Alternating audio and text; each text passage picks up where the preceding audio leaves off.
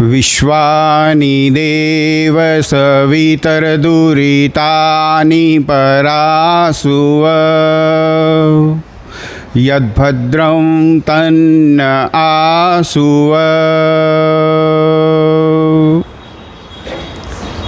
श्रद्धेय मातृशक्ति एवं आदरणीय सज्जनों, जैसे हर सप्ताह हम कम से कम समय लेने का प्रयास करते हुए आपस में एक विचार छोड़ा करते हैं ताकि उस पर हम आगे का चिंतन करें, क्योंकि बड़ा सा सत्संग यहाँ नहीं हो पाता कि जिसमें घंटे भर तक चर्चा हो सके, इसलिए इसे हम विचार मणि श्रृंखला कहते हैं। और हर बार कोई एक कणिका छोड़ के उम्मीद ये करते हैं कि जो भी श्रोतागण हैं, सत्संगी हैं, वो इस पे आगे कुछ खुद मनन करेंगे, कहीं चर्चा भी करेंगे और जितना हो सके उससे लाभ लेने का प्रयास करेंगे। जो मंत्र अभी अभी हमने सुना, इस मंत्र का भी अर्थ यही है कि हमने परमपिता परमात्मा को ये प्रार्थना की कि हे ईश्वर, आप इस पूरे जगत के मालिक हैं, हमारे भी मालिक हैं, आपने हमें बनाया, हमारा पालन कर रहे हैं। अब हमारी आपसे प्रार्थना ये है कि इस संसार में जितनी भी बुरी वस्तुएं हैं, दुर्गुण हैं, दुख देने वाली वस्तुएं हैं, उनसे हमें छूटने में आप सहायता करो और जो जो कुछ अच्छा है इस संसार में उसको हम प्राप्त कर सकें, उसमें आप हमारी सहायता करो। ऐसी एक प्रार्थना इस मंत्र के द्वारा की है। तो हर बार हम किसी न किसी गुण को अपनाने का प्रयास करते हुए कुछ न कुछ आपस में व्यवहार एक दूसरे के साथ साझा किया करते हैं। तो इसी श्रृंखला में एक चीज़ अगर आज के लिए सोची जाए तो एक छोटा सा संवाद हमें ध्यान आ रहा है, पिता और पुत्र का। पुत्र छोटा था लेकिन चिंतनशील था, सवाल बहुत पूछता था, और बालक का गुण ये होता है कि वो प्रश्न पूछता है। जो बालक अधिक प्रश्न नहीं पूछता तो चिंता होनी चाहिए। प्रश्न पूछना उसके मन के विकास का द्योतक है, पता चलता है कि इसका मानसिक विकास हो रहा है। तो इसी श्रृंखला में एक दिन सुबह जब दिन चढ़ा और बालक अपने किसी खेल कूद में लगा था और एक समाचार आया। पिताजी भी घर पे थे, पूरा परिवार घर पे थे। समाचार ये आया कि नज़दीक के किसी संबंध में किसी का अवसान हो गया और अब पिताजी को वहाँ जाना है। तो किस लिए जाना है? तो जो 16वां संस्कार जीवन का, मृत्यु के बाद अंत्येष्टि संस्कार, जो अंतिम संस्कार है, 16वां संस्कार, तो उस संस्कार के लिए पिताजी उसमें भाग लेने जाएंगे। पिताजी होके तैयार अपने ढंग के सफ़ेद वस्त्र पहन के चल पड़े। बच्चा कुतूहल से देखने लगा। उसकी इच्छा ये हो गई कि क्या मैं पिताजी को कहूँ, जैसे हर बार कहता हूँ, कि मुझे भी अपने साथ ले चलो। सोचने लगा कि शायद तो मानेंगे नहीं, इसलिए हिम्मत करते करते रह गया और उसने मांगा नहीं कि मुझे भी ले चलो। और पिताजी गए। इच्छा बड़ी थी उसे कि जो चित्रों में शमशान देखा है वो मैं खुद भी देखूं। चलो ठीक है, नहीं जा पाया, हिम्मत नहीं कर पाया।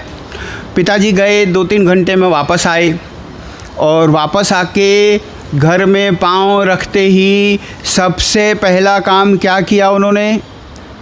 आप सब अनुमान लगाएंगे कि इस शमशान घर से परत आकर घर पे पहुंचते ही व्यक्ति क्या करता है? नहाएगा, स्नान करेगा। देखो, ये कहीं लिखी हुई चीज़ हो ना हो, लेकिन हम अपने अभ्यास से पूरा जानते हैं और बड़ा कड़क नियम है। घर में सब लोग कहते हैं जाओ पहले नहा लो, जाओ पहले स्नान कर लो। तब भी बच्चा सोचने लगा कि अच्छा, इन्होंने क्या शव को खुद उठाया होगा? क्या इन्होंने शव में आग खुद लगाई होगी? ऐसा तो नहीं लगता। तो इनको नहाने को क्यों बाध्य किया जा रहा है? चलो, वो भी उसने देख लिया। अब देख जो लिया, तो उसके बाद पिताजी जब नहा धोकर आके बैठे और ऐसी परिस्थिति, ऐसा अवसर बच्चे को मिला कि अब मैं इनसे बात कर सकता हूँ, तो पूछा कि पिताजी कौन थे जिनका अवसान हो गया। संक्षिप्त में बताया कि ये थे, हमारा उनके साथ क्या संबंध था, कैसे व्यक्ति थे, इत्यादि इत्यादि। और फिर बोले पिताजी आपको नहाना क्यों पड़ा, सुबह तो नहा के गए थे, आप नहाए हुए थे। तो बोले देखो, जब भी स्मशान जाते हैं तो आके नहाने का नियम है। अब इतने जवाब से अगर बच्चा खुश हो जाए तो बच्चा अभी बड़ा नहीं हुआ है, तो वो तो थोड़ा बड़ा हुआ था। तो बोले नहीं, फिर भी क्यों, क्या हो जाएगा अगर नहीं नहाओगे तो बोले देखो ये हमारा धार्मिक नियम है, शमशान जैसी जगह से आए हैं और घर में प्रवेश किया है तो स्नान तो करना चाहिए। तो बोले आपको ऐसा क्या गंध लग गया था वहाँ, आप कहाँ खड़े थे। तो बोले हम तो 10-15 फीट दूर खड़े थे और नमस्ते करके आ गए थे। तो अगर नमस्ते करके आ गए और शमशान भी अब तो पहले आहुति देने वाला, जलने वाला होता था, अब तो वो भी इलेक्ट्रिक हो गया, तो फिर पिताजी को क्यों ज़रूरत पड़ी। बच्चा पूछने लगा कि आपको क्यों नहाना पड़ा। तो बोले देखो, जब शरीर जलता है तो उसमें कई कीटाणु, कई मलिन पदार्थ होते हैं, सृष्टि में वो जब घुसता है और जलने के साथ धुआं और जो भी मिट्टी आदि उड़ता है तो उससे शरीर जो है वो अशुद्ध हो जाता है। इसलिए हमें शमशान से आके नहाना चाहिए। तो बच्चे को ये बात कुछ समझ में आई कि हाँ ये बात ठीक है, अशुद्धि है, मैं भी खेलने जाता हूँ, जब मिट्टी लग जाती तो मैं भी नहाता हूँ, मम्मी कहती है कि नहा लो तो मैं नहा लेता हूँ। लेकिन एक बात मुझे समझ में नहीं आई कि जब जब व्यक्ति शमशान जाए और वहाँ शव जलाया जाए तो अगर नहाना पड़ता है तो हमारे घर में तो रोज़ ऐसा होना चाहिए। बोले पिताजी एक बात समझाओ हमें, शव तो हमारे रसोई घर में भी जलते हैं। जब पशु प्राणी आदि या तो मरा हुआ लाया जाता या तो लाके मारा जाता, फिर उसको पकाया जाता, जलाया जाता, तो शव तो वो भी है, शरीर तो वो भी है। तो मम्मी तो नहीं नहाती हर बार रसोई बना के कि भाई आज शव जला है, तो ऐसा क्यों। अब इसका कुछ जवाब दिया जाए। आप और हम भी सोचें कि शमशान घर से मनुष्य का शरीर जब जलता और वहाँ से दूर दूर से 10-10 फीट, 20-20 फीट दूर, या तो कोई दरवाजे पे ही पहुँचे, लेट पहुँचे, नमस्ते करके लौटे, वो भी नहाते हैं। लेकिन जहाँ मांस पकता, जो मांसाहारी परिवार है, जिनके रसोई घर में वही सब कुछ होता जो शमशान में होता, तो वहाँ क्यों ये नियम नहीं लागू पड़ता। अब यहाँ पिताजी का माथा ठनका, अब उनके पास कोई जवाब नहीं था। बच्चे का जो विकसता हुआ मन था और कुछ अभी भी निर्दोषिता उसमें पनपी हुई थी, उसको लगा कि ये बात तो कुछ लागू नहीं हुई नियम से। पिताजी तो हमें कहते हैं प्रश्न पूछा करो, तो हमने पूछा है कि ऐसा क्यों नहीं करते। इस बच्चे ने पूछा हुआ जो प्रश्न है, ये आपको हमको सोचने पर मजबूर करना चाहिए। बहुत समय पहले हमने एक ही पेज का कहीं किसी का आर्टिकल पढ़ा था, किसी का विचार पढ़ा था, और उस आर्टिकल का, उस विचार का शिक्षक था, कुछ भारी था, कुछ कड़वा था, लेकिन कड़वाहट भी दुनिया की ज़रूरी वस्तु है। सब कुछ मीठा मीठा होवे तो ये ज़िंदगी चलेगी भी नहीं। तो उस लेख का शीर्षक ये था, हम कुछ आगे पढ़ें उससे पहले तो शीर्षक पढ़ के थोड़ी देर रुक गए। शीर्षक था शमशान घर या घर शमशान, बस इतने ही शब्द थे।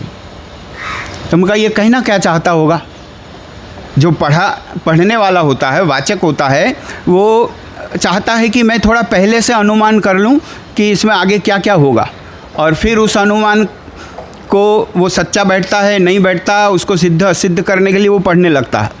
शमशान घर या घर शमशान। अच्छा, तो उन्होंने कहा कि देखो शमशान घर और घर शमशान। घर शमशान किसको बताया? जिस रसोई घर में प्राणी पशुओं को जलाया पकाया जाता है उसे घर शमशान कहा, उसे रसोई घर नहीं कहा।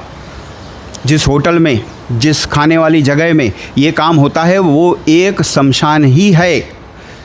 तो वो लेखक कहना चाहता था कि भाई मेरे सामने तो ये दोनों एक जैसे दिखते हैं, जैसे शमशान घर है वैसे घर में शमशान है, लेकिन फिर भी मुझे कुछ भेद दिखते इन दोनों में।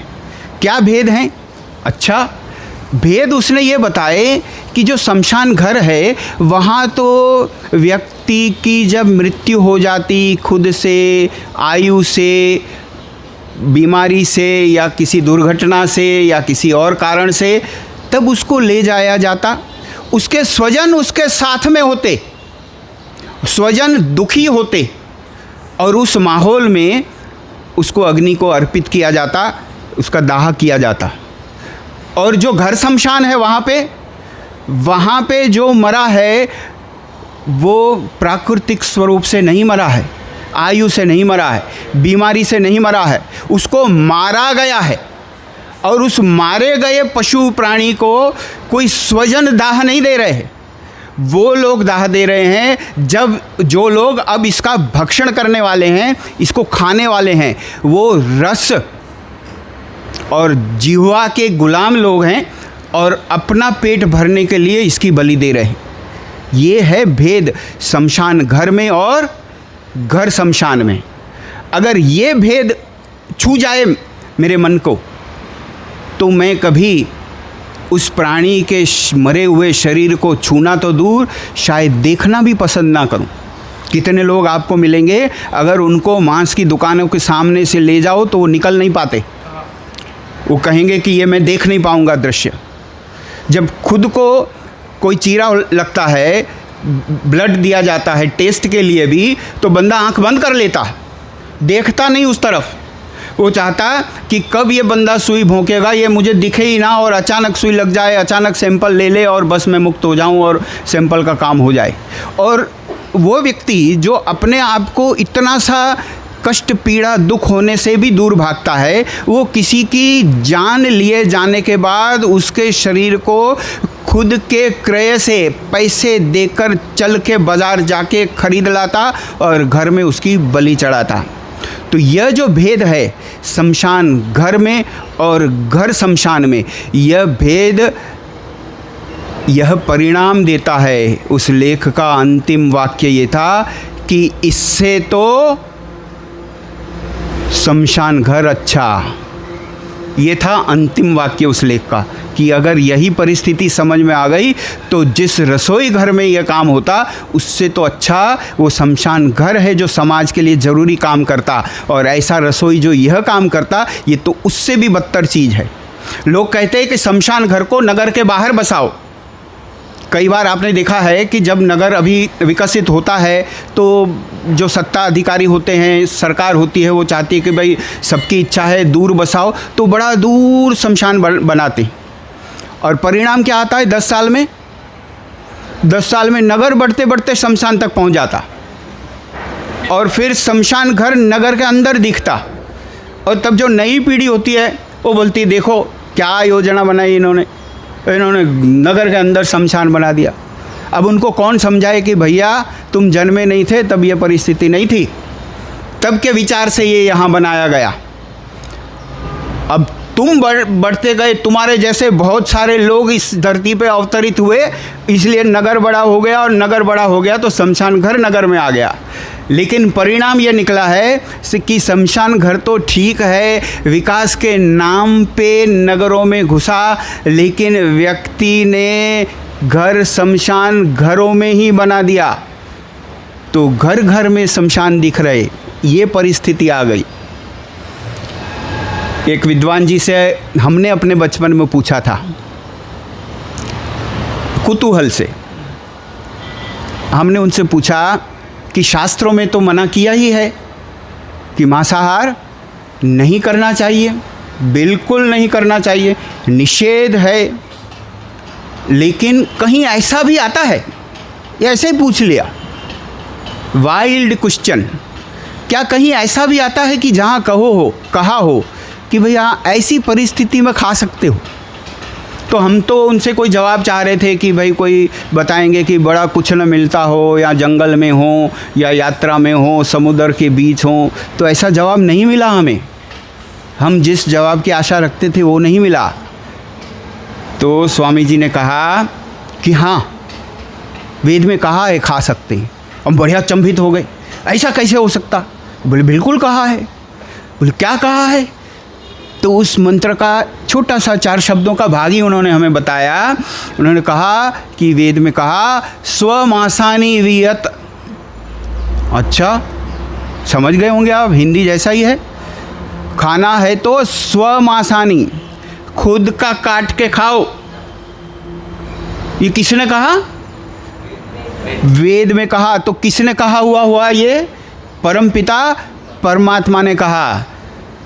तो हम थोड़ा अचंभित होकर बोले, तो क्या स्वामी जी ईश्वर भी व्यंग्य करते हैं? इससे तो यही पता चलता है, ईश्वर भी जानते हैं खुद का काट के तो कोई खाएगा नहीं, लेकिन कहा कि स्वमासानि वियत, खुद का काट के खाओ। तो इतना तो समझा था कि वेद पूरी की पूरी कविता है, गद्य नहीं लेकिन पद्य है। लेकिन पता चला उस पद्य में कहीं कहीं व्यंग्य भी है, कटाक्ष भी है, कटार जैसा कटाक्ष भी है।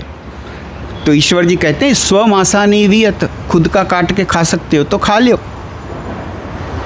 तो यह संदेश भी बताता है कि मनुष्यपन इसमें है कि पशु पक्षियों को हम अपना स्वजन समझें ना समझें, लेकिन एक छोटे निर्बल प्राणी समझकर उनका हम रक्षण करें, उनका भक्षण ना करें। नहीं तो महर्षि दयानंद जी के शब्दों में, जो व्यक्ति बलवान होकर निर्बलों को दुख देता, उनकी हानि करता, वो जानो पशुओं का भी बड़ा भाई है। ये शब्द लिखे हैं महर्षि स्वामी दयानंद सरस्वती जी ने। तो एक आशा की किरण ये है कि आजकल सोशल मीडिया वगैरह पर वेज भोजन के विषय में, प्राणियों पर हिंसा न करने के विषय में बहुत सारे छोटे छोटे वीडियोस, कार्टून आदि देखने को मिलते हैं। और वो देख के मन में बड़ा आनंद होता है, बहुत आनंद होता है कि कोई हैं लोग जो इस बात पर थोड़े चेतन हैं और उठे हैं। कई साल पहले जब बहुत सोशल मीडिया नहीं चलता था, कोई फ़ोटो आदि यहाँ वहाँ देखने को मिल जाता था, तो हमने सोशल मीडिया पे एक फ़ोटो देखा था, आपके ही नज़र में भी कभी आया हो, कि एक बड़ी सी थाली सजी थी। जैसे गुजराती थाली होती है, बहुत सारे उसमें आइटम होते हैं, तो ऐसी थाली जब सजी थी, उस थाली के बीच में सबसे बड़ी रेसिपी, सबसे बड़ी डिश की तौर पे एक आदमी का बच्चा रखा हुआ था, छोटा सा नवजात शिशु। तो बोले ये लो तुम्हारी थाली। तो जब आदमी ये देखता तो बड़ा द्रवित हो जाता, ये क्या धर दिया मेरे सामने, स्क्रीन पे ये क्या आ गया कि थाली सजी है भोजन की और आहार में रखा है एक नवजात शिशु सोया हुआ, और उसको भोजन बनाने को कोई तैयार है। और यही काम हमने पशुओं के साथ किया कि उनके शिशुओं को, उनके माता पिता को हम काट पीट के खाने लगे। तो आज की कणिका में हम चाहते हैं कि आप और हम तो बचे हुए हैं इस दूषण से, लेकिन समाज में ये जो इतना सारा चल रहा है उसके लिए कुछ चेतनता, कुछ संवेदनशीलता अगर हम फैला पाएँ, कहीं चर्चा में ला पाएँ, और कोई 1 आध 2 5 मनुष्य भी अगर हमारे आपके संग से, चर्चा से अगर इस दूषण से बच सके तो उनका बहुत बड़ा उद्धार हो जाएगा। तो ऐसे प्रयत्न में हम लगे रहें, खुद को भी बचाए रखें और जैसे हर बार हमारी बात आके रुकती है इस बात पे कि संसार में तो बहुत कुछ आप और हम करना चाहते हैं, लेकिन सबसे पहले हमने अपने परिवार को संभालना पड़ेगा कि कहीं हमारी आने वाली पीढ़ी न भटके। और वो अगर आपके घर में ऐसे प्रश्नों को गुंजायमान करती है, किसने कहा अंडा मांसाहारी है, ऐसा प्रश्न कई बच्चों के मुंह पे आता रहता है, और वो उनका संग जो है, उनकी शिक्षा जो है, आधुनिक शिक्षा, वो उनको सिखा रही है। तो ऐसी पीढ़ी को समुद्र के तूफान के किनारे भेजते हुए भी डूबने न देना, ये बड़ी मेहनत का काम है कि ऐसे शिक्षा के वातावरण में रोज़ उनको हम सजा के भेजते हैं और फिर भी हमें बचाना है कि उसके दूषणों से वो बचे रहें। तो ये संवेदनशीलता हमारी आने वाली पीढ़ी में भी बनी रहे, ऐसा भी हमारा प्रयास रहे, ये भी हमारी इच्छा है। तो इस विचारमणि के निवेदन के साथ मैं अपनी वाणी को विराम देता हूँ। ओम शांति।